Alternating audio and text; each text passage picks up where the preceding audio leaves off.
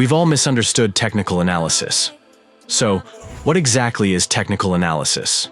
How can we turn our technical ideas into a trading strategy? Hello, welcome to Tradeology. Please, before watching the lesson, hit the subscribe button so you don't miss any valuable tips. Now, let's get into the lesson. Technical analysis always finds a reason for every market move. Let's assume you're in an upward, bullish channel. When the price reaches the top of the channel and begins to drop, it might not reach the bottom of the channel. Instead, it could bounce back up from a higher point.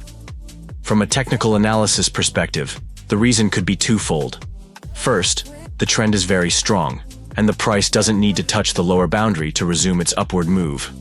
Second, the price has reached an important level and reacted accordingly. Now, consider a scenario where the price breaks below a downward channel. In such cases, technical analysts typically expect the price to drop to the next support level. This means, in most cases, the price won't change direction until it hits a significant level. In this chart, for example, after the trend line was broken, the price pulled back to it, and then continued down to the next key level. Now suppose the price is going to move upward. Where do you think it might return to first? Naturally, the broken trend line. I would expect to see a price reaction at that level. When your expectations are realistic and technically valid, you can turn them into a trading strategy. After proper backtesting, this strategy can become a profitable system. Now, let's look at another example. The price is in a trading range. When it breaks above this range, it likely has a target in mind. Technical analysis tells us that, in most cases, if one level is broken, the price will move to the next key level. On the chart, this level is clearly visible, and the price moves beautifully towards it. I expect a strong reaction at this point. Let me ask you a question. If you wanted to open a sell position at this area, would you place your first take profit, TP, at the start of the move, or at the previously broken level? Or let me ask it more clearly. If you're going for a two-step TP strategy, wouldn't you set one TP at the last broken level? I think your answer would be yes. Naturally, this area is a key level. After the breakout, price was able to move upward, showing just how important it is to view levels from a correct technical perspective.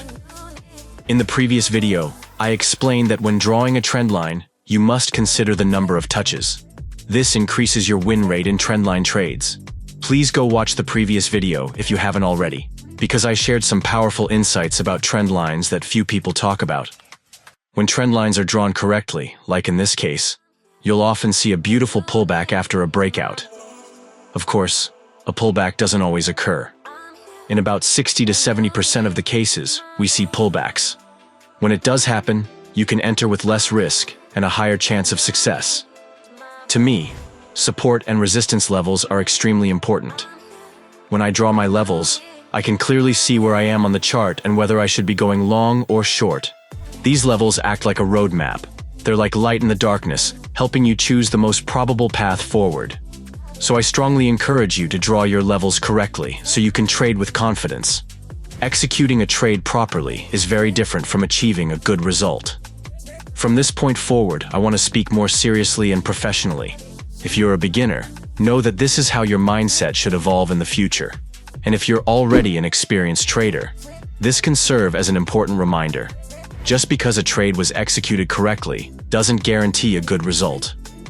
Sometimes you may profit from a poor trade, and other times you may lose on a solid, well-thought-out trade. The mindset I want you to develop is this.